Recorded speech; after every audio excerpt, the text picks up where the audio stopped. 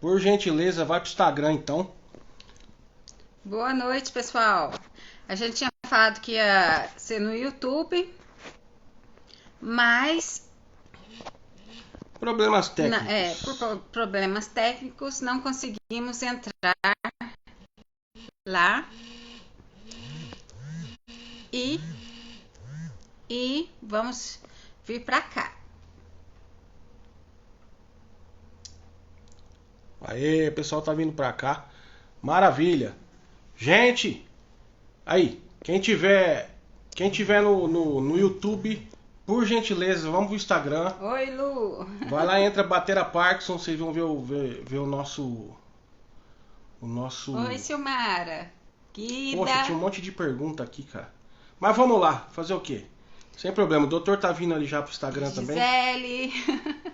Infelizmente. Fabiana. Cris. Lúcia. Ah lá, o doutor tá no Instagram já. Maravilha. Fabi, Fabiana. Infelizmente vou ter que deixar Marta. vocês. Vamos pro Instagram, por favor. Tá bom? Um beijão. Nós estamos lá já.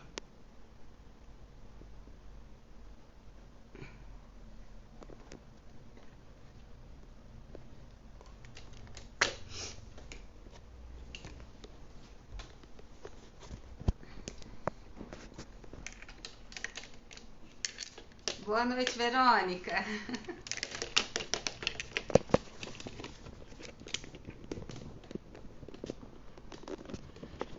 O Instagram é um pouquinho apertado pra gente. Mas vamos lá.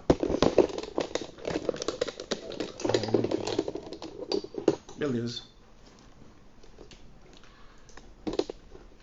Rômulo. Olá.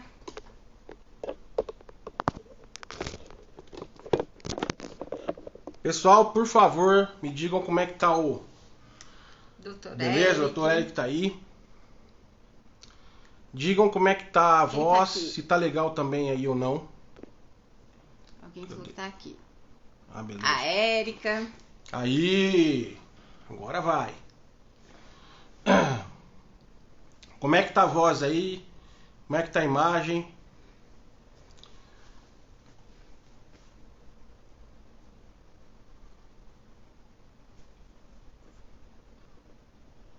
Maravilha.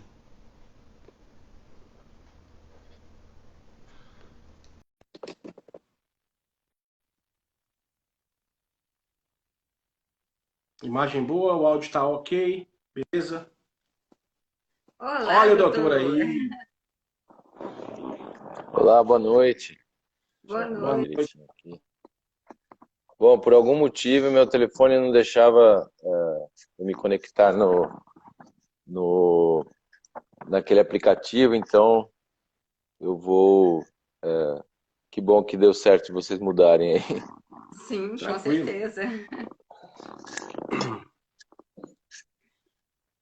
Joia, vamos lá. Doutor, é um prazer muito grande estar aqui com o senhor para fazer essa live. A gente sempre aprende muito nas lives, né? E é uma honra muito grande, né? Poder estar compartilhando esse momento com o senhor. Muito bom, eu que agradeço o convite e vamos, essa noite aí, talvez tentar tirar algumas dúvidas, falar alguma coisa sobre tratamento e como a gente consegue sair dos problemas aí que as pessoas sofrem com essa doença, né? Então eu Sim, agradeço muito o convite e parabenizo vocês do Instituto Batera Parkinson e todos que ajudam aí a veicular informação de boa qualidade, né, e confiável para todos, para que a vida de todos seja melhor. Então vamos lá. Fique à muito obrigada. vontade. Não sei exatamente, acho que a gente está diante de perguntas, né? Hoje a gente tem uma pauta meio aberta, né? Sim, Então sim. eu fico à disposição. Doutor, assim, que eu estava falando no começo da live, a gente sempre está fazendo live, sempre se inteirando, né? Mas sempre tem uma novidade, alguma coisa que a gente não sabia, nunca ouviu falar, né? E é um enriquecimento muito grande. Só que a gente tem que ter a preocupação, ó, do Instituto, a gente se preocupa muito com o recém-diagnosticado, né? Porque a gente está nessa lida, falando da doença e tudo, a gente sabe um pouquinho, mas a gente tem que sempre lembrar que tem pessoas que receberam o diagnóstico agora, né? Então, assim, a gente, Certo. por isso que deixou a pauta aberta. E no YouTube tinha um monte de pergunta. Eu espero que elas voltem aqui, tá, gente? Pessoal que Ah, mas eu fez a acho, será que a pergunta, gente não pode transportar algumas perguntas de lá e poder... então, já encerrou, né? Ou não? Vou dar uma olhada aqui. Mas, Doutor, a doença de Parkinson, a gente sabe que é por morte de neurônio, né? Mas ela Aham. tem uma causa, ela é genética? A genética. Então, na verdade, assim, não só a doença de Parkinson, mas assim como outras, acho que principalmente aquelas doenças do sistema nervoso, a causa específica a gente não conhece. Nem a doença de Alzheimer, nem outras doenças degenerativas, a gente não sabe a causa, nós não sabemos muito a respeito do mecanismo, sabemos muito a respeito do que ocorre, as alterações encontradas em quem tem a doença, e meios tanto celulares quanto moleculares para que aqueles neurônios eventualmente venham se perder. Mas o que nós não sabemos é quem vai ter e quem não vai ter a doença de Parkinson. A gente não consegue prever ainda a causa em si, fatores específicos, né, para que digam ou tragam a causa específica da doença. Então, isso ainda é algo ignorado. E muito provavelmente porque trata-se de uma doença multifatorial. Uhum. Então, provavelmente não é uma causa só que faz com que esses neurônios sejam perdidos. Ou seja, muito provavelmente pessoas diferentes, né, têm diferentes, como que eu diria, fragilidades e encontram ao longo da vida estressores do meio ambiente que fazem com que esses neurônios sejam perdidos. Então, uma predisposição que nós entendemos que provavelmente são diversas, não é uma só, Uhum. tanto é que nós temos certas diferenças de tipos, né, subtipos da doença de Parkinson, quadro clínico um pouco diferente. Então, admite-se que esses subtipos tenham provavelmente origens diferentes. Então, Uhum. isso faz com que o estudo se torne muito mais complicado. Então, talvez a doença de Parkinson, eu vou usar essa comparação, não porque elas são parecidas em termos de diagnóstico e de desenvolvimento, mas é como se falar, será que a gente vai encontrar a cura do câncer? Então, câncer é uma doença? Não, câncer são muitas doenças diferentes. Então, cada uma tem uma causa específica. Cada subtipo de câncer tem uma causa específica. Não que a doença de Parkinson tenha alguma coisa a ver com câncer, foi só uma analogia. Uhum. É para dizer que provavelmente o que existe é que pessoas de etnias diferentes, que tiveram histórias de vida diferentes, estressores ao longo da vida, etc., vão desenvolver ou não cada subtipo da doença, então, ou das doenças, né, que vão ser conhecidas, né, com um quadro clínico parecido com a doença de Parkinson. Então, realmente, isso não é uma conclusão final, mas é algo que vem se demonstrando a cada ano, cada vez que a gente estuda e tem mais informações sobre essa doença, é o que provavelmente vem mais à tona. Porque por exemplo, então vocês falaram da genética, né? Recentemente nós fizemos e nós vamos fazer uma nova edição desse estudo, mas a gente fez um estudo sobre durante a pandemia. Foi muito difícil porque a pandemia atrapalhou muito, as pessoas não conseguiam vir para participar do estudo, a mobilidade de todos estava alterada, mas mesmo assim a gente conseguiu incluir cerca de 600 pacientes daqui, do nosso entorno, e esses pacientes coletaram sangue e puderam ser testados para genética. Então, cerca de 70 genes foram testados nesses pacientes brasileiros aqui da nossa clínica, né? E aí que tá, aí que vem a demonstração da complexidade dessa doença. Vai falar, puxa, pacientes já diagnosticados, já em tratamento durante muitos anos, alguns com uma evolução já longa, outros recém-diagnosticados, mas pacientes que tinham um diagnóstico presuntivo, né, clínico, de doença de Parkinson. Apenas 9% desses pacientes tinham alguma alteração genética relacionada, ou pelo menos conhecida. Uhum. Se 9% tinham alteração, os outros 91%, ou a gente desconhece a alteração que eles têm, ou eles não têm alteração genética. Então, vejam, olha a dificuldade. E esse foi o estudo mais amplo, populacional, que se fez.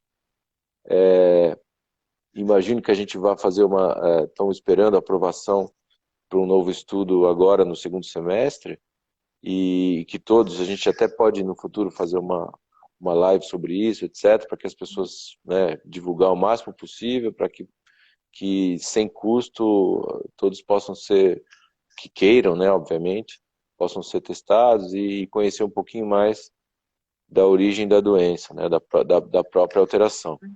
Mas grande parte desses pacientes ficou ainda sem resposta, porque nós não temos respostas. Então, a genética explica uma parte da história. E aquelas pessoas que têm genes positivos e que não têm a doença? Como é que fica? Então, realmente, a complexidade ela é muito vasta. Então, com isso, provavelmente, que substâncias ou que estressores do meio ambiente podem ter relação com a origem da doença em cada pessoa, né, em cada diferente fragilidade, que vai culminar, no final das contas, na perda dos neurônios dopaminérgicos.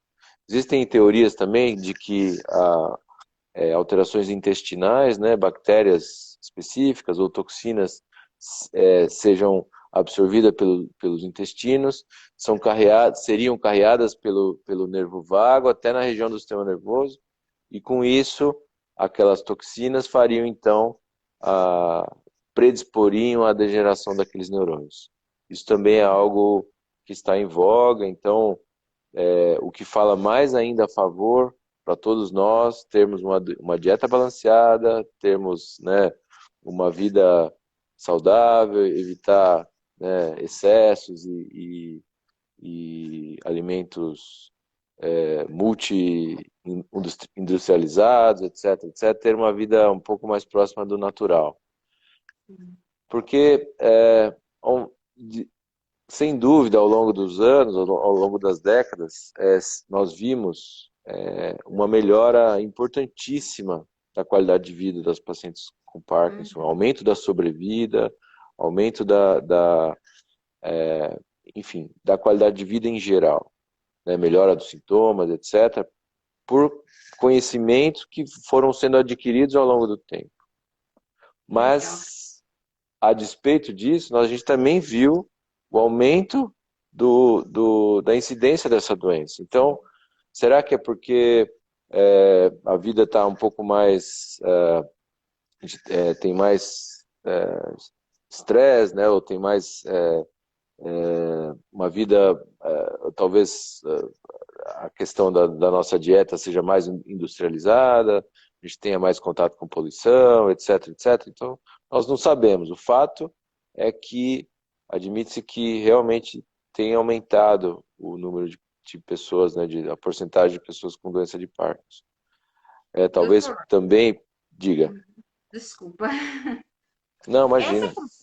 essa complexidade de achar o porquê, né? O que causa e tudo, é, tem fugiu a palavra. É por causa disso, dessa dificuldade, que tá tão difícil achar a cura do Parkinson. Então, veja, o que aconteceu, de novo, vamos voltar ao câncer, né?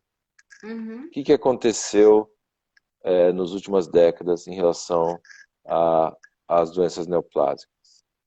Então, se a gente subdividir a doença que a gente acha que é uma só em múltiplas, então uhum, várias neoplasias, vários tipos de câncer, hoje em dia encontraram a cura. uhum, Mas tem outros que ainda não se tem. Então, muito provavelmente, é isso que vai acontecer com a doença de Parkinson, com a doença de Alzheimer, com outras doenças degenerativas do sistema nervoso. De novo, simplesmente uma analogia, não tem nada a ver uma uhum. coisa com a outra. Falando sobre a dificuldade de se trazer.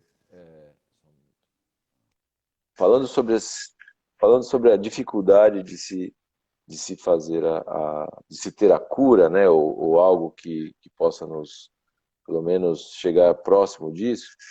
Quando eu fui, uns anos atrás, na verdade já faz muitos anos, uns 10 anos atrás, quando eu fui fazer tese de livre docência sobre cirurgia de Parkinson, e eu falei, bom, se alguém precisa um estudo aprofundado sobre essa doença, tem que ser eu, né? Porque não que seja o único, mas também precisava entrar para o hall de pessoas que estudaram mais a fundo, porque no final das contas ia ter um título sobre isso, etc. Então, eu fui estudar a fundo a possibilidade de buscar isso mesmo, porque essa pergunta é recorrente. Todos os pacientes falam sobre isso. Falam, doutor, será que não está chegando perto e a gente já já vai ter uma notícia fantástica de que vai ter a cura da doença, etc, etc.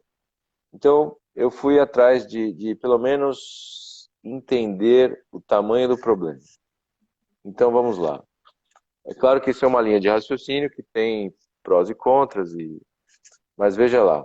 Se nós imaginarmos, então, que uma partezinha, uma região lá do cérebro, que é a região da substância negra, existe uma perda de neurônios. Neurônios morrem antes do normal. Então é como se fosse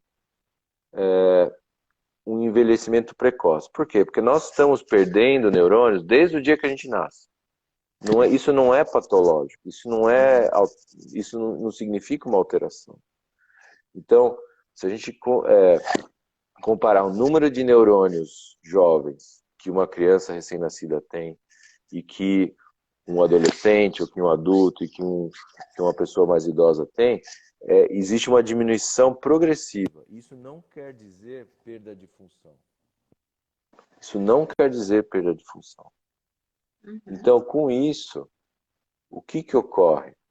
Qual que é o raciocínio relacionado? Então, como se fosse uma perda, um envelhecimento patológico numa região específica do cérebro, um envelhecimento precoce. Uhum. Então, é como se houvesse um envelhecimento desigual do cérebro, de certas regiões do cérebro. E com isso, o que acontece? Se nós, porventura, chegarmos a encontrar a cura da doença, ou seja, a desvendar o motivo pelo qual aqueles neurônios morrem precocemente, talvez a gente esteja muito próximo de chegar a desvendar a questão da própria senescência. Ou seja, do próprio envelhecimento. Por que que as células envelhecem? Por que que a gente envelhece? Por que que nosso ciclo de vida é finito? Então, veja a complexidade. Provavelmente, não sei se a gente está longe ou perto da cura, mas provavelmente a cura do Parkinson vai estar muito próxima ao segredo da longevidade geral do corpo. Então, acho que a gente não está muito perto. Não. Essa é a questão. Então, é claro que todos nós teremos dificuldades, doenças, etc. Cada um vai ter um tipo, né, de doença. Isso é a única coisa que a gente sabe, né, na vida, que isso vai acontecer. Mas, analisando toda essa questão, nós realmente ficamos... Isso não é, eu não considero isso desanimador. Eu considero que isso talvez seja uma explicação por que é que os benditos cientistas não encontram a cura do Parkinson. Porque não é tão simples. Com certeza. Com certeza. E dentro da doença de Parkinson tem o tal do parkinsonismo, tem atípico, idiopático. Explica, doutor, o que é isso? Certo. Então, isso é importante, isso é muito importante, sem dúvida. Quando uma pessoa, enfim, a gente tem muitos atendimentos, né, por dia, semanais e tal. Quando uma pessoa entra no consultório,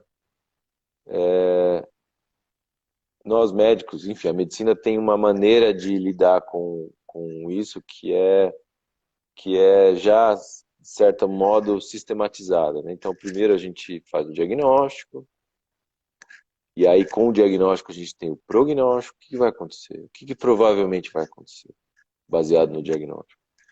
E, obviamente, tem o tratamento, né? Tipos de tratamento, opções de tratamento, e daí por diante. Então, é com o diagnóstico que a gente consegue traçar diversas coisas que são muito importantes.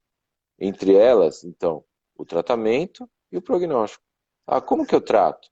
Como é que é a resposta do tratamento em geral? O que vai acontecer? Eu vou tomar a medicação, vai acontecer isso?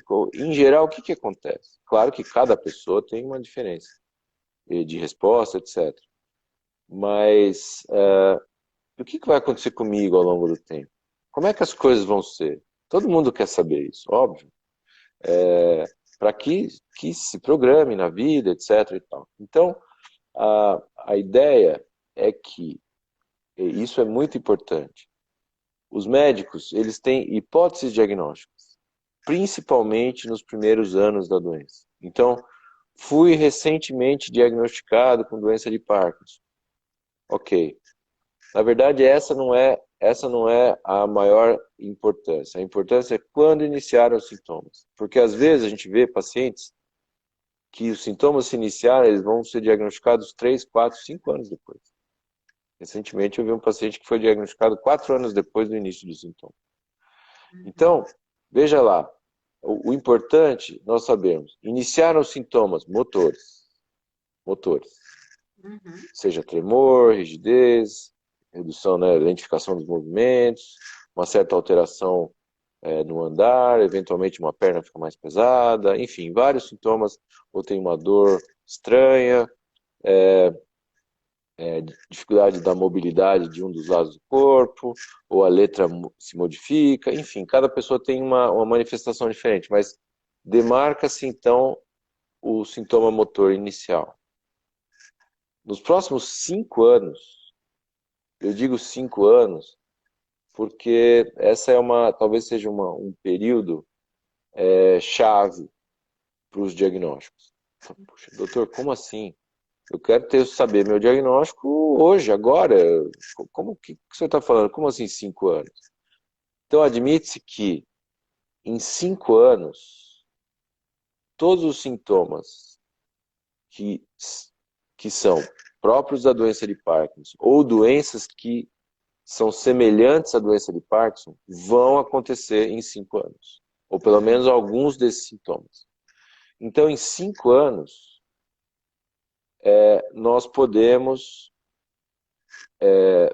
refutar diversos diagnósticos que parecem muito com a doença de Parkinson, mas não é a própria doença de Parkinson idiopática, que nem falou Batera. Veja, a doença de Parkinson idiopática é a doença de Parkinson que a gente não sabe a causa. É isso que, esse é o... Enfim, é assim que a gente chama a doença. Porque as outras são secundárias. Tem uma degeneração específica que leva a uma doença parecida com a doença de Parkinson. Tem degeneração outro tipo que leva... enfim, não que a gente saiba também a causa das outras, mas o fato é que o diagnóstico demora para ser sedimentado. Puxa, doutor, mas como assim? Demora tanto tempo? Claro, a doença mais comum dentre todos os parkinsonismos é a própria doença de Parkinson idiopática, ou a própria doença de Parkinson. E ao longo do tempo nós vamos excluindo outras doenças e vamos ficando com essa hipótese. Então, ao longo desses anos, depois de alguns anos, é que o médico pode realmente afirmar que o paciente tem doença de Parkinson e não outras doenças. Porque o prognóstico é diferente, porque a resposta ao tratamento é diferente, porque a resposta à cirurgia também é diferente. Então isso realmente é importante, e daí sim a gente tem o prognóstico, etc, etc. Então, realmente a gente ainda está, de certo modo, engatinhando, porque a gente precisa acompanhar o paciente para que o diagnóstico seja feito. E isso, às vezes, o médico fala, puxa, quando o paciente entra na porta, eu já sei o diagnóstico. Em 90 e tantos por cento, mas não em 100%. Então, claro, principal diagnóstico, pela frequência e pelo melhor prognóstico, graças a Deus, é a doença de Parkinson, que responde aos tratamentos, fizer a reabilitação, as pessoas têm uma boa condição de vida, reduz a progressão da doença, toma medicação, para quem precisa faz cirurgia, e com isso a gente consegue melhorar a qualidade de vida e, hoje em dia, a sobrevida dos pacientes com Parkinson. Pessoas vivem mais do que 30 anos atrás. É sabido isso hoje. É sabido. Graças a Deus. Ô, doutor, então é por isso que a indicação para o DBS geralmente se dá depois dos 5 anos de diagnóstico? Perfeito. Isso é uma das questões. Sim. Por quê? Porque por que é importante o diagnóstico para se fazer cirurgia? Porque cirurgia é algo um pouco mais abrangente do que a gente tomar uma medicação. Sim. Você pode amanhã parar de tomar a medicação, ou você pode recomeçar a tomar a medicação. Cirurgia é um pouco mais, vamos dizer assim, um pouco mais abrangente. Então,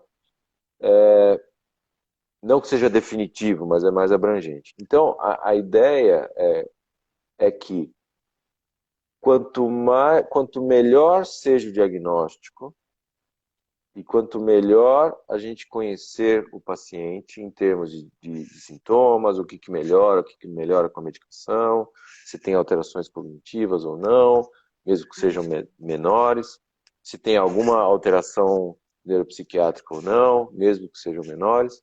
Quanto mais a gente souber de como o paciente quais as respostas aos tratamentos que foram instituídos, melhor a gente vai poder opinar por cirurgia ou não. E a primeira coisa, e a mais importante, para fazer cirurgia de Parkinson, tem que ter Parkinson. Então, antes dos 5 anos, a gente não pode ter essa certeza. Eu já vivi alguns casos de pacientes que nos procuraram. A gente já viveu diversas possibilidades.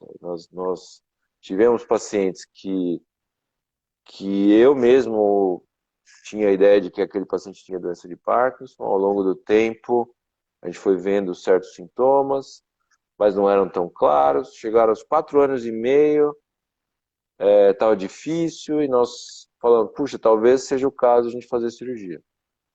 Quando a gente foi fazer teste de levodopa e ressonância magnética, pimba, não era doença de Parkinson. Então, aquele paciente, o que ocorreria? mesmo que a gente fizesse a cirurgia mais caprichada, a cirurgia mais tecnológica, mais assertiva de todas, o resultado não ia ser bom. Sim. Por quê? Porque a origem da doença é diferente, então a cirurgia não ia melhorar. Então, com isso, vejam a importância. Eu posso fazer tudo certo, mas se o diagnóstico não tiver certo, então como faz? Então, isso realmente é importante. A gente já teve pacientes que vieram nos procurar já operados. Falou, doutor, por que será que a minha cirurgia não funcionou? Eu acho que eu não melhorei tanto como eu achei que fosse melhorar. Daí o que a gente começa? Do zero. Então vamos ver o seu diagnóstico. Vamos ver se o aparelhinho está funcionando, se os eletrodos estão no lugar, se a medicação está correta, se está bem programada a sua estimulação. Mas a gente começa sempre do começo. E às vezes a gente se depara e fala, puxa, não era doença de Parkinson, não ia melhorar.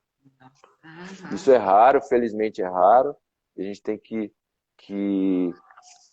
cada vez mais instruir os médicos e ensinar essas coisas que parecem simples, na prática clínica nem sempre é simples, porque às vezes as coisas são atropeladas e a pessoa quer e existe aquela questão, obviamente, de busca, né, pelo tratamento. Então isso faz com que nós tenhamos, às vezes, certos atropelos que são ruins, né? Então, infelizmente, já vimos pacientes assim. E, obviamente, a gente tem que buscar o máximo possível apresentar um tratamento, apresentar uma possibilidade terapêutica, pelo menos com algum indício de que aquela pessoa vai melhorar. Então, o diagnóstico, como você disse, é super importante.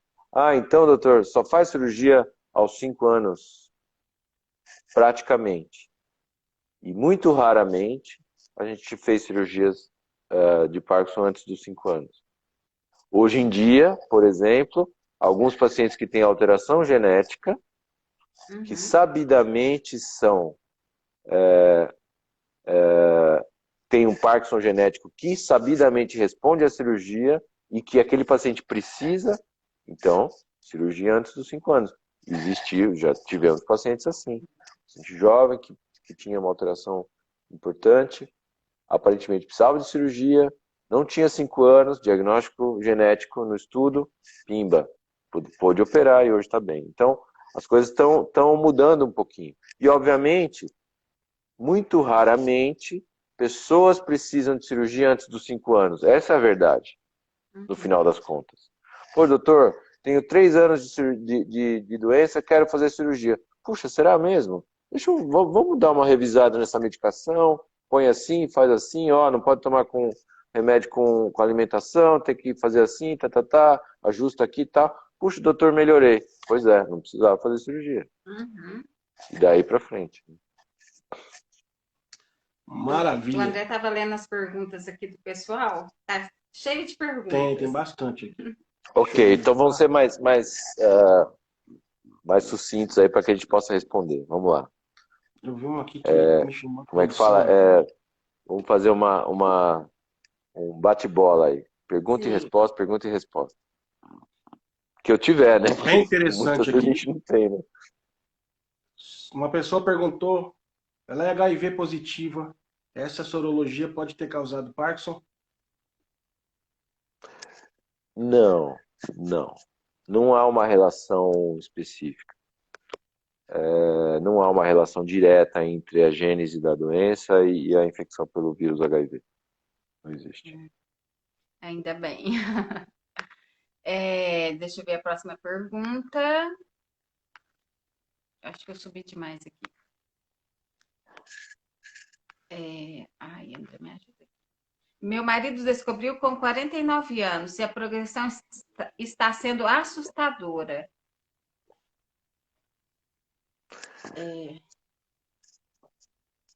E? Então, ela está assustada com a progressão. Assustada com a progressão. O que pode ser? Descobriu há quanto tempo? 3 anos. 3 anos. Às vezes, não é a progressão da doença, e sim o controle sintomático. Uhum. Então, a cada ano, a cada 6 meses, a cada ano, tem que ser revisado tem que ser revisada a medicação, tem que ser revista a reabilitação, tem que ser todo o caso tem que ser revisado a cada tempo, de tempos em tempos. Por quê? Porque Uhum. eventualmente pode ser outro diagnóstico, mas Sim. frequentemente, e o mais comum, é a pessoa não compreende que a doença progride. Doutor, mas não quero que a doença progride. Eu falo, nem eu. Mas a gente não pode, não tem como, não temos, não é possível. Então, assim, a doença progride. Entendamos isso. Às vezes as pessoas brigam com o tratamento. Não, Uhum. doutor, não quero tomar tanto remédio, porque senão daqui não sei quanto tempo não vai ter o que fazer. É mentira, isso não é mais verdade, há muito tempo. Há várias décadas que a gente tem muito o que fazer quando a, a medicação, a dose da medicação fica mais alta. Então, o que acontece é o seguinte, a doença progride e a medicação fica igual. Puxa, mas estou piorando, estou tomando um remédio e estou piorando, não é possível. Melhorando. O que acontece? A doença progride e fica esse gap enorme e cada vez maior. Ou Uhum. seja, o que é necessário? Se a doença está progredindo, a medicação acompanhe, a reabilitação acompanhe. Então elas falam assim, puxa, doutor, a progressão está sendo absurda. Não ajustou a medicação como deveria, mas como eu vou saber? Tem que ir e rever. Essa é a questão. Essa é a maneira. Sim, doutor. Nesse caso aí, de repente, assim, será que a forma de como ele reagiu ao diagnóstico, se não teve uma depressão, se não, não se entregou, né? Porque, assim, quando eu recebi o diagnóstico, eu achei que eu ia morrer, né? Hum. Então, só Mas que, por assim, quê? Por quê? é Qual a causa principal? falta de Desinformação. informação. Exato. Isso. Então, eu Exatamente. achei que eu ia morrer, que minha vida tinha acabado, que eu ia virar velha. Assim, virar velha eu vou, né? Porque eu não vou morrer tão cedo. Exato. E, então, assim, eu acho que a forma de lidar com a doença gente, hoje as palavras Pode Praticamente amenizar os determina, não, sintomas, eu a acho. forma, não, a forma de lidar com a doença praticamente investir na determina o que vai qualidade acontecer. de vida, isso. Ou seja, Investir. doutor, não quero tomar remédio, mas por quê? Doutor, não quero fazer exercício, mas puxa, está provado que isso faz melhorar, faz reduzir a progressão da doença. Toma medicação, faz exercício físico. Hoje, depois de alguns anos, eu encontrei um rapaz, um senhor, que tem um atleta de alta performance. 17 anos de doença de Parkinson. Toma uma medicação, toma uma carga razoável de medicação, talvez agora tenha indicação cirúrgica. Você não diz que o sujeito tem Uhum, Parkinson. Por quê? uhum, Porque toma medicação, etc. Ou seja, no começo não foi fácil. Ele também achou que a sim. coisa ia ser ruim. Uhum, Mas achou um caminho, e junto, obviamente, com orientação médica, tal, de especialistas, teve possibilidade de achar um caminho e com o esporte, com a atividade física, fazer com que a doença fosse andando bem mais devagar do que o normal. Esse é uma das pessoas que eu encontrei que tem uma história interessantíssima, até meio ponto fora da curva, eu vejo. uhum, Mas porque tinha não só tinha, como adquiriu cada vez mais um ímpeto por fazer atividade física, etc. Então, sim, puxa, estou deprimido. Vamos tratar. A depressão, quase metade dos pacientes com Parkinson tem depressão e uma parte grande desses pacientes antes dos sintomas motores. Então, não é que tive o diagnóstico e fiquei deprimido. Isso também acontece, uma coisa reativa. Mas às uhum. vezes a pessoa tem depressão antes, nem sabe que tem Parkinson, já trata a depressão 1, 2, 3 anos, não melhora, porque a depressão na doença de Parkinson ela tem maneiras um pouco diferentes de serem tratadas. Então, elas devem ser encaradas de uma maneira diferente, porque ela não responde como a outra responde. Ela precisa de medicações um pouco diferentes. Então, sem dúvida, o prognóstico das pessoas que têm Parkinson e que são muito bem informadas sobre a doença, primeiro, que a casa não caiu, o negócio não é assim como se espera. Hoje em dia, as pessoas vivem muitos anos, como vocês mesmos têm experiência, têm encontrado muitas pessoas com diversos anos de doença, e têm uma vida, claro, não é a custo zero, digo não custo financeiro, custo pessoal. Precisa dedicar-se ao tratamento, precisa ter uma rotina, precisa fazer atividade, precisa tomar as medicações. Exagerar em remédio não é bom. Tomar a menos também não é bom. Para que as coisas possam ser bem compassadas. Mas sem dúvida, é isso aí. Ótimo. Minha mãe tem Parkinson há 10 anos. Sobre a rigidez, é comum o remédio não fazer efeito sempre? Pois é, aquela história que nós estamos falando. Doença progrediu, remédio provavelmente ficou. Mesmo que tenha sido reajustado, ainda tem um gap. Isso é muito... Olha, talvez essa seja a questão mais comum que a gente vê no consultório. Doutor, vim fazer cirurgia, tal, aquela história. Não, peraí, vamos ver a medicação, vai reabilitar, não sei o quê. Um mês depois a pessoa está um pouco diferente. Às vezes, então vamos fazer uma comparação no caso dessa senhora. Parkinson há 10 anos, toma o remédio, não faz nada de efeito. Pô, tá estranho, né? Tá estranho. Se a gente tiver em dose terapêutica de remédio para Parkinson e não fizer nenhum efeito, qual que é a principal conclusão que a gente tira? Provavelmente não é Parkinson. Mas a maior parte das vezes é Parkinson e está com uma dose de medicação alterada. E eu vou fazer uma analogia para vocês entenderem. Puxa, André, tô com uma sede absurda, tô com muita sede. Pois é, pode estar aqui, doutor, ó, toma esse fundinho de copo de água, tá aqui, ó. Você toma água e fala, puxa, não matou minha sede. Então a conclusão é qual? Água não mata a sede? É isso que as pessoas estão me falando quando falam, olha, doutor, o remédio não faz efeito. Não? Então tá bom. Eu já precisei, revendo pacientes e fazendo diagnóstico, aumentar a dose 3 vezes.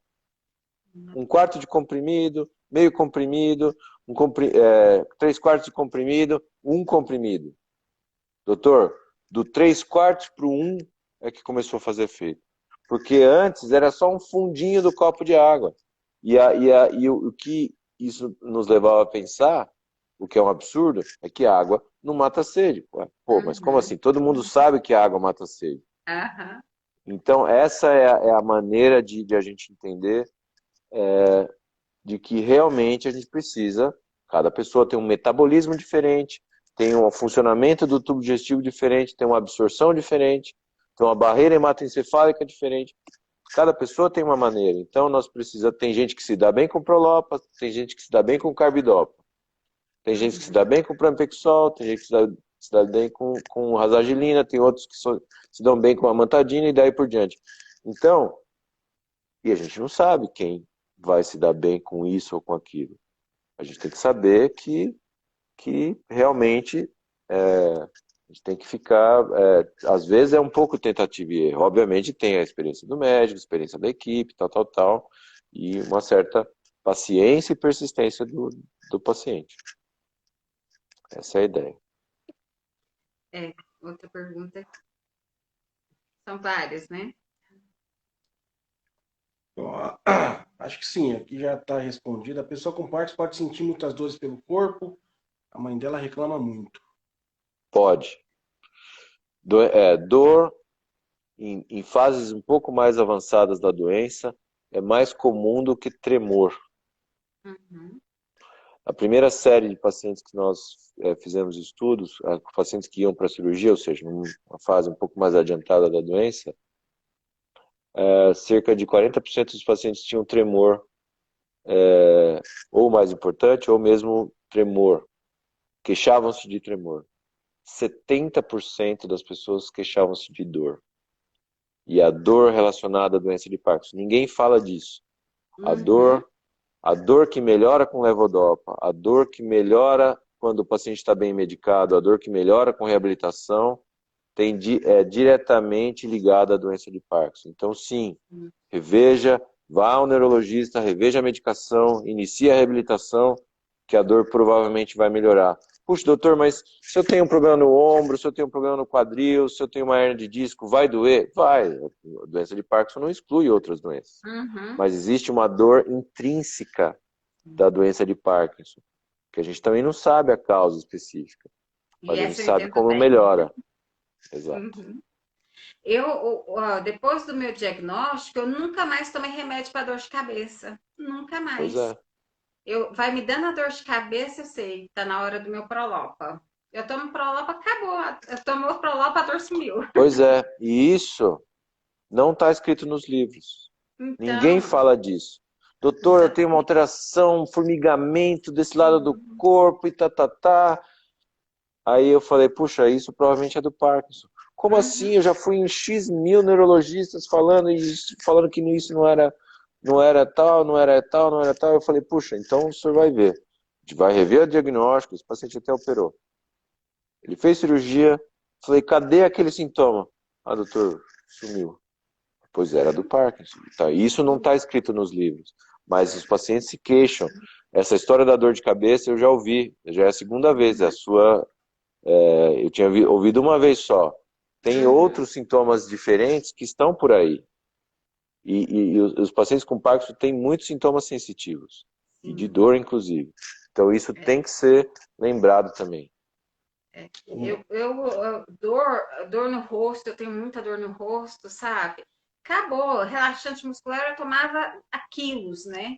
Acabou, Não funciona. É só Prolopa. Infelizmente, se você tomar um caminhão de morfina, eu sei disso, é verdade. Porque isso nem nos livros está escrito. Então assim, você pode tomar um caminhão de tomar um caminhão de morfina e não melhora a dor do Parkinson. Não resolve.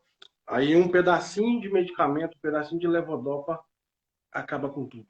Eu acho que o meu diagnóstico foi se dado aí o teste da levodopa. Eu tava muito mal de dor. Aí depois que veio o tremor, né? Mas aí eu tomei foi um quarto de comprimido de 200 por 50. Rapaz, eu não percebi, né? Mas quem tava em volta percebeu. Falou, poxa, cadê tua dor? Eu falei, não. Cadê até o nervoso, o humor? Tô vendo aqui, ó. A Silmara falando que tem muita aflição nas pernas, tá vendo? São queixas subjetivas. E isso tem a ver. Ah, mas como saber se isso é do Parkinson? No momento que você está em on, ou seja, o efeito está ocorrendo, presta atenção naquele sintoma. Se ele desapareceu, é porque é do Parkinson. Se ele volta na hora que está mais travado, é porque é do Parkinson. É verdade. Eu fui no médico para saber de uma dor no pé, que eu não estava sabendo se era do Parkinson ou não, né? E cheguei para o ortopedista e falei, doutor, eu vim porque eu não sei se é a dor do Parkinson ou a dor no pé, né? Alguma coisa no pé. Ele, Parkinson não dói. Aí, nossa, eu amo demais o médico, mas aquela hora me deu uma vontade de responder ele. Só que assim, eu estava tão mal que eu não respondi, né? E ensinar também é complicado. Mas ele fala, Parkinson não dói. Como eu vi isso antes de receber o diagnóstico? Pois é. Então, mas se ele não te ouviu, perdeu a oportunidade de aprender. De aprender. As pessoas, claro que eu aprendi muito com meus professores, sem dúvida. Eu aprendi muito com os meus colegas, aprendi muito com os meus alunos e aprendi mais ainda com meus pacientes. Sem dúvida. Sem dúvida, sem dúvida nenhuma. E a dor no Isso eu posso dizer. Pois é.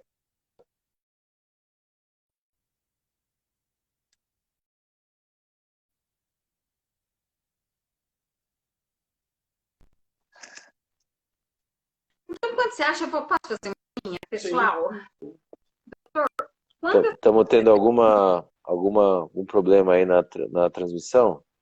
Ah, sim. Eu vou fazer Restabeleceu? antes da tua. Tá ouvindo, doutor? Tô ouvindo. A Luciana perguntou aqui se tem outras doenças que respondem a levodopa. Eu já vi algum artigo que aquela doença que dói muitos ossos. Distonia. Não. E dói muito o corpo. Minha mãe tem isso, meu Deus. Eu também Fibromialgia? Fibromialgia, ela reage à levodopa? Não. Fundamentalmente não. Existem estudos mostrando que alguns agonistas dopaminérgicos podem melhorar a dor da fibromialgia. Mas os estudos não mostraram grandes impactos. Uma doença bem diferente. Existem hipóteses de que há alteração dopaminérgica, sim, mas a simples reposição de medicação não faz melhorar, que nem faz o Parkinson. Certo. Agora, posso Então fazer vai. minha pergunta, doutor Sim, André? senhora. Doutor, sempre que eu estou fazendo exercício ou caminhando, que eu forço um pouquinho mais o meu corpo, me dá um peso, que eu custo andar, sabe? Não é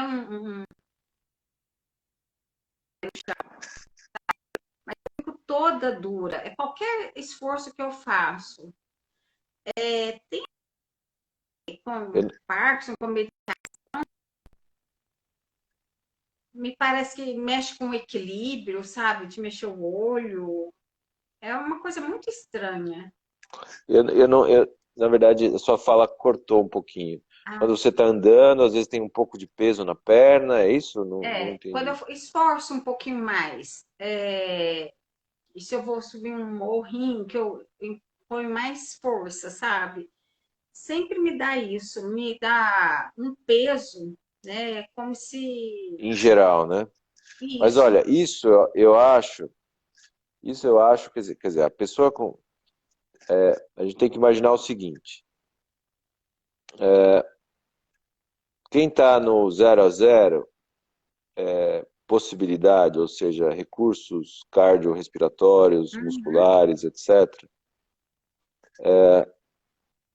necessidade ou demanda e possibilidade. Então, a força e a possibilidade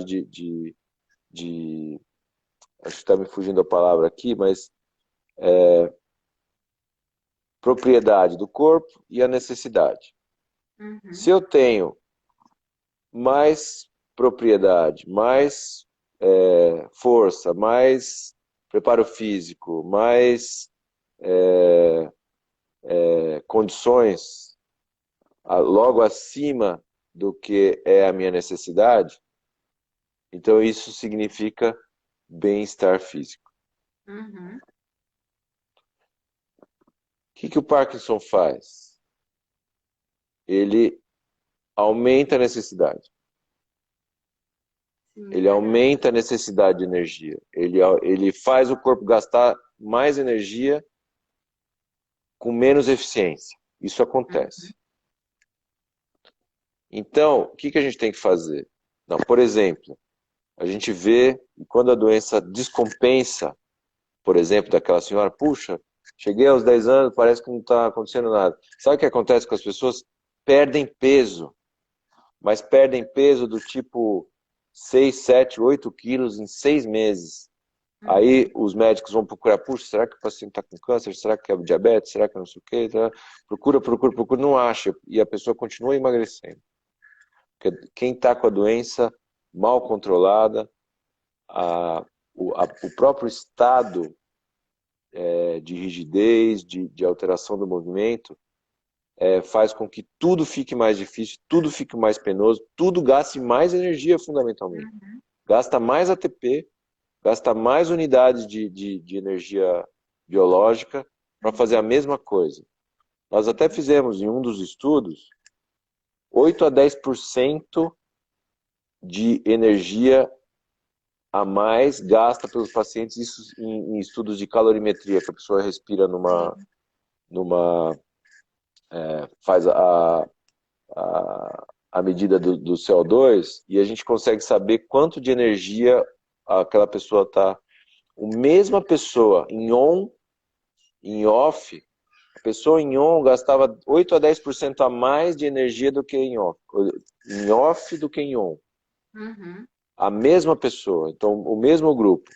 Isso que você está me falando é reflexo, provavelmente, disso que nós estamos comentando, que é o quê? Chega uma hora que o remédio pode estar fazendo efeito, mas eventualmente esteja no final, e aí eu forcei um pouco mais. Uhum. E aí o que acontece? O Parkinson puxa um pouco para baixo. Então, o que precisa? Ajustar a medicação e ganhar um pouco de performance física. Então, para buscar o quê? Para buscar o quê? Possibilidades maiores do que necessidades. Então, isso é bem-estar. Puxa, vou subir 2 lances de escada, fico cansado de ter que encostar na parede. Não precisa ter Parkinson para acontecer isso. Veja lá. Mas, sem dúvida, a doença puxa para baixo. Então, é necessário que a gente consiga... essa é uma das medidas que a gente busca fazer os pacientes entenderem. Doutor, mas quanto de atividade eu preciso fazer? Preciso virar um maratonista? Preciso escalar a parede? Não. Você precisa ter possibilidades acima das suas necessidades diárias, que isso é bem-estar. Uhum. Partir para atividade finalmente, física, né? não tem jeito não. Uma pergunta a Então, mais, então. Pode falar. perguntaram aí uma atividade indicada para doença de Parkinson. Acho que toda, né? Uma atividade física? É. Ah, não tem, né? Não tem. Eu brinco com os pacientes e com os colegas que, assim, não me interessa a plaquinha que tem no consultório da fisioterapeuta. Se é Pilates, se é RPG, se é academia, se é funcional, se a gente tiver isso em mente e tiver a diretriz de saber, eu preciso fazer atividade aeróbica e eu preciso fazer fortalecimento muscular. Então, alongamento, fortalecimento e atividade aeróbica. Com isso, eu consigo as duas coisas. Então, o músculo é forte e o cardiovascular não deixa a pessoa na mão. Então, tem que fazer atividade aeróbica e fortalecimento e alongamento. Fora coisas específicas, por exemplo, o meu lado esquerdo é pior que o direito, então tem que forçar um pouquinho mais na reabilitação. O meu lado direito é mais acometido, minha perna, ela puxa quando eu ando, então precisa fazer, eu tenho freezing, eu tenho dificuldade na marcha, então eu preciso fortalecer a musculatura antigravitacional. Doutor, quando eu sento num sofá baixo, não consigo levantar sozinho. Precisa fortalecer aquela musculatura. Grande parte desses músculos a gente nem vê, mas eles precisam ser fortalecidos. Com vários tipos de exercício. Então, assim é que a gente vai guiando as pessoas para entenderem o que precisa. Claro, baseado nas necessidades. Então, é importante um conceito, que isso aí está um pouco mais à frente, mas a gente não pode deixar de falar. Existe um conceito, isso também não está escrito nos livros. É até um termo que a gente criou para que as pessoas entendam. Chama-se previdência muscular. Como assim? Que história é essa, doutor? É previdência privada ou pública? Não, ela é individual, intransferível. Como você não pode pedir para alguém fazer xixi por você, ninguém pode pedir para fazer reabilitação por você. Não tem jeito. Então, o que a gente quer? Que a pessoa tenha um bem-estar agora e que ela projete esse bem-estar para o futuro. Ou seja, é necessário que... mas se eu fizer inveteradamente exercício físico durante 6 meses, estou tranquilo? Não. Não. Por quê? O importante não é só o exercício, é o hábito. É criar-se o hábito para que seja feito durante a vida inteira. Ou maior possibilidade, maior período possível. Então, isso é que faz com que a gente tenha um bom resultado ao longo do tempo. Maravilha. Previ- Investir no futuro. Previdência muscular, claro, previdência muscular. Claro, não é só muscular, mas as pessoas entendem mais facilmente assim. Porque Uhum. os neurônios relacionados a cada músculo também ganham quando você reabilita. Ele também Sim. fica mais forte. Não é só o músculo que hipertrofia. Aquela Uhum. via neuronal também fica mais forte e mais definitiva, menos frágil Uhum. a ataques e a degeneração. Então isso é importante também. É disso que nós estamos falando, de Por isso, trofismo, isso. neurotrofismo. Por isso que quando a gente recebe o diagnóstico, a gente tem que correr atrás do prejuízo, porque o prejuízo já aconteceu, né? Que é a morte dos neurônios. Mas a morte nossa não aconteceu. Então, se não fizer alguma Exato. coisa, vai sofrer mais cedo ainda, né? Então, E assim, vamos e como é que as investir. doenças, e como é que as pessoas, para finalizar, né? Então, como que as pessoas hoje, as pessoas com Parkinson hoje vivem muito melhor do que há 30 anos, sendo que não tem a cura, e sendo que os Uhum. remédios são muito parecidos? Como que é? Por quê? Porque hoje a gente sabe que medicação, diagnóstico bem feito, com medicação à risca, justa para que o paciente precisa, e reabilitação continuada, com essa ideia de futuro, faz com que as pessoas vivam mais. E, obviamente, cirurgia para quem precisa. Não é todo mundo que vai precisar. Mas, Uhum. então, esse é o resumo geral de como a gente tem que entender, claro, uma partezinha do tratamento. Existem Uhum. peculiaridades, coisas específicas, etc. Claro, cada escola de tratamento tem uma opinião um pouquinho diferente, mas isso é algo que é difícil alguém refutar, porque a reabilitação em si realmente fez muita diferença. Saber que isso fazia diferença fez com que as pessoas tivessem melhor qualidade de vida, sobrevida e, inclusive, melhora cognitiva. Porque na plenitude física que também vem a plenitude mental e cognitiva. Isso é verdadeiro. Claro, existem doenças específicas que atingem exatamente aqui, mas não é o Parkinson, é outra coisa. Tá bom? Maravilha. Então, Doutor, pessoal, eu muito agradeço. obrigada. Eu que agradeço, senhor. O que eu falei, a gente sempre aprende muito, muito, muito, né? Deus abençoe você pelo esse carinho que você tem com todos nós, né? Com esse cuidado, com esse investimento, né? No nosso bem-estar, na nossa qualidade de vida. Falo no meu nome e no nome de todos os parkinsonianos. Essa, essa vontade que o senhor explica é aquele negócio de professor mesmo, né? Você segura, eu tava vendo aqui, você segura as 45 pessoas que tá aqui desde o começo e ninguém sai. É um negócio cativante, sabe? Legal. E, pô, é, Só tem um jeito de ser, assim, tem que gostar da coisa. E isso, sim. sem dúvida, eu vivo isso e gosto e faço questão de que, enfim, de ajudar as pessoas fazer com que, claro, obviamente gosto de estudar e de ter Uhum. desenvolvimento intelectual, etc, etc, tudo isso é importante. Mas perceber que o ganho intelectual nosso pode ser revertido diretamente na qualidade de vida das pessoas, isso não tem preço. Uhum. É bom falar para o pessoal que o doutor ele tem uma página no Instagram e no Facebook, que é o Parkinson Hoje, né? Isso é legal, é verdade. A Sigam, gente que tem lá tem essa, muito conteúdo. É muito bom, muito bom. a informação ali não tem nada sensacionalista, Uhum. e não tem nada mirabolante, mas saiba o que está escrito ali é informação de qualidade, Com certeza. por isso que a gente tá sempre bom? pega alguma coisinha de lá. Sempre. Então Gente, tá muito joia. obrigada. Deus Um abençoe abraço, tudo de o bom para senhor. vocês. Muito obrigada a todo mundo. Obrigado. Tchau, Até Tamo tchau. junto mais. em Tchau a Batera. todos. Tchau, tchau. Tchau, tchau.